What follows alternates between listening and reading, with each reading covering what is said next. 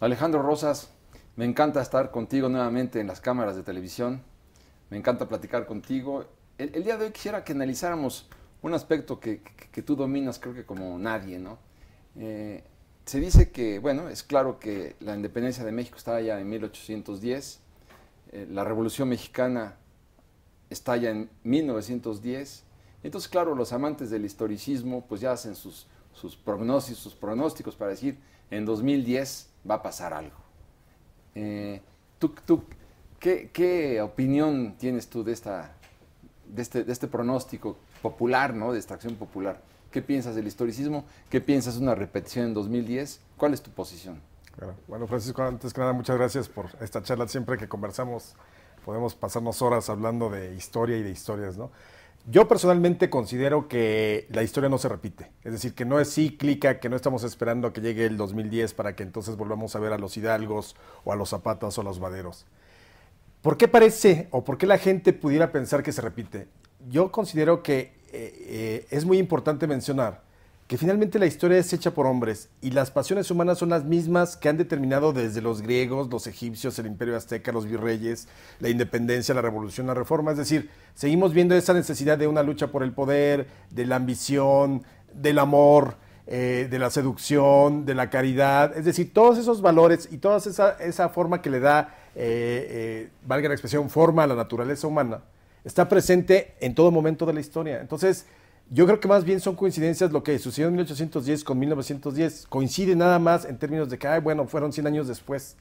Pero no creo realmente en que forzosamente o la historia nos lleve a decir, bueno, entonces nos toca en 2010. Porque si no, también tendríamos que esperar nuevamente un Salinas, un Elvester Gordillo. Es decir, todo lo peorcito que ha sido lo de nuestra historia lo volveríamos a tener en el siguiente siglo.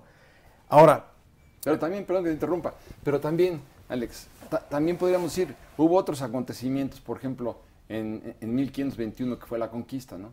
Pues también en ese orden de ideas, en 1621 y en 1721 y en 1821 tendrían que haber pasado. Bueno, en 1821 sí pasó, digo, pero por lo general, todos los otros acontecimientos que han precedido, digamos, estas fechas, bueno, tampoco se han repetido en los siglos, ¿no? exactamente, yo por eso creo que no, la historia es lineal y tiene sus recovecos y se desvía y regresa, pero yo creo que ni siquiera podemos hablar de una sola historia. Es decir, hay una serie de paralelismos que se van construyendo, historias alternas, historias de instituciones, de personas, de personajes, de caudillos.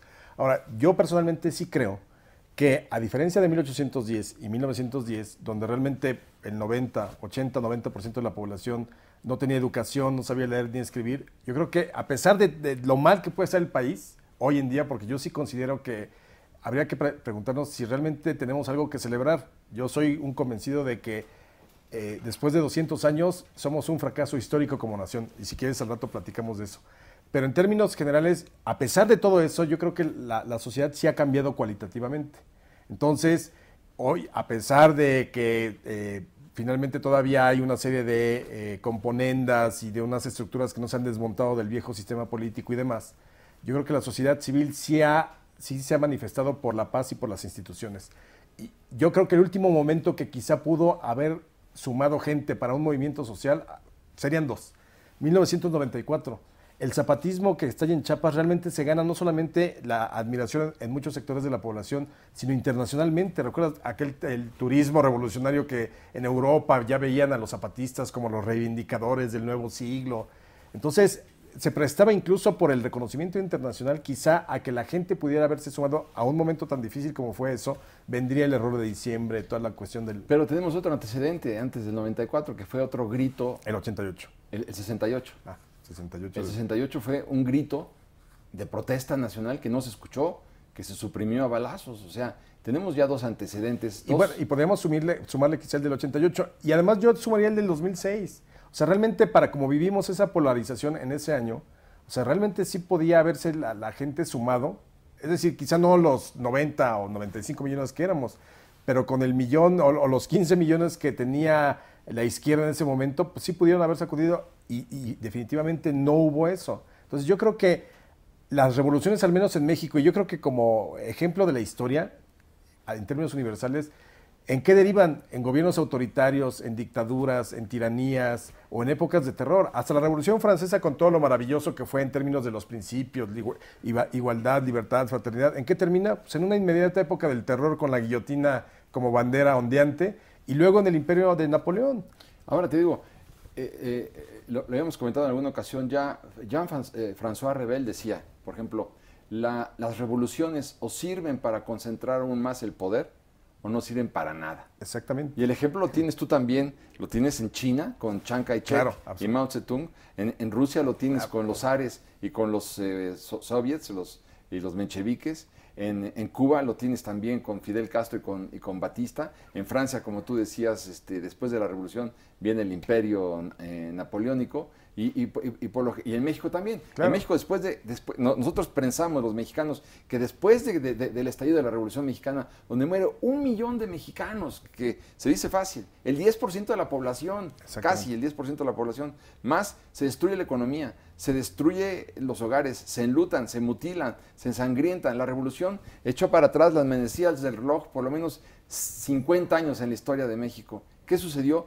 Cuando sentimos que nos íbamos a merecer finalmente la libertad, la democracia, el progreso y la superación social y nacional, llega la diarquía Obregón Calles, vuelve a atornillar a toda la nación y nos vamos otra vez para atrás, para concentrar aún más el poder. Claro, y que crea un régimen autoritario, de aplicación discrecional de la ley, impune, y que va creando toda esta estructura que formó a lo que son la generación política actual. Es decir, hoy toda esta generación, por más que se digan progresistas y todo, ha fracasado en la transición. Es una generación enana, chaparra, realmente sin ningún sentido de lo que debe de ser el país. Hoy, desgraciadamente, a 100 años de que eran las fiestas del centenario de la independencia, hoy no tenemos un proyecto nacional, y la gran diferencia con el porfiriato, y hay que decirlo, era una dictadura y sí tiene muchas cuentas que hay que cobrarle y analizar, pero tenía un proyecto nacional con el cual Porfirio Díaz llega y le muestra al mundo, esto es lo que yo al menos como dictador pensé que era lo mejor para México. Hoy no tenemos eso, hoy vamos a la deriva. Pero esto que dices tú de la aplicación discrecional de la ley, me gusta el concepto. Si quieres lo abordamos, ya que lo mencionaste, la aplicación discrecional de la ley. ¿Desde cuándo se aplica discrecionalmente la ley? Yo siento, tú corrígeme, que fue a partir de la llegada de los españoles. En el Imperio Azteca, la ley se aplicaba a rajatabla, con unos extremos draconianos, sí, pero cuidado, había un orden y había un respeto a la ley, y las consecuencias podían ser fatales, ¿no?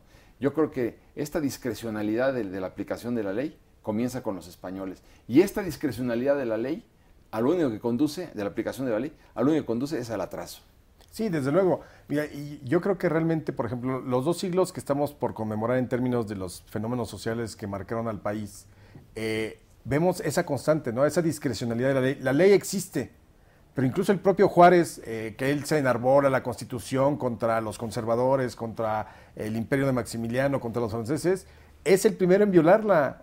Recordemos nada más que cuando termina el imperio de Maximiliano y que él regresa al poder, él pretende modificar la Constitución violándola a través de un plebiscito que no estaba contemplado en la Constitución. Gobierna con facultades extraordinarias cerca de 10 años de los 14 que fue presidente. Es decir, esta idea de que siempre la ley y la legalidad, y como se nos vendió en la historia oficial de Juárez, pues sí parecía que era un respetuoso de la ley. No, nos ha costado mucho trabajo concebir un país donde verdaderamente el marco legal sea lo que te permite jugar un juego limpio como sociedad frente a los gobernantes. Pero encontramos un principio muy interesante, Alex. La discrecionalidad de la ley, si la ponemos así en una llave, la discrecionalidad de la ley arranca desde que llegan los españoles hasta el 2009. Estamos hablando de 1521, estamos hablando de 500 años. Prácticamente. 500 años, prácticamente 500 años. Y durante esos 500 años de aplicación, discrecionalidad de la ley, lo único que se ha dado es el atraso. Por más que digan que en la época de la colonia efectivamente hubo evolución y hubo progreso, y yo creo que la marginación social fue terrible y catastrófica, la concentración del ingreso fue terrible y catastrófica, la desigualdad fue terrible y catastrófica. Pero bueno, yo te diría que por bordar en el tema que tú tocas, el principio de la discrecionalidad de la aplicación de la ley está inmediatamente vinculado al atraso de un país. Sí, desde luego. O sea, junto con la educación realmente nunca hubo esa percepción. Ya lo decía Humboldt en 1804, México es el país de la desigualdad, evidentemente, ¿no? Y en esa aplicación de la ley, pues, desde luego, había que acomodar las estructuras políticas que se fueran formando a la voluntad de un hombre o de una institución. El hombre era Porfirio Díaz o Santana, ¿no? O la institución, que era finalmente el PRI durante tanto tiempo, pero sí era total y absolutamente discrecional. Aquella frase de Santos de vamos a darle tormento a la Constitución cuando quería el presidente modificarla y que sabían que nadie le iba a poner reparos porque pues, el Congreso era el club de amigos del presidente. Vamos a darle tormento a la revolución. A la Constitución. A la Constitución, perdón, sí, a la Constitución. Constitución. Eso es un enunciado maravilloso. Sí. Vamos a darle tormento a la Constitución.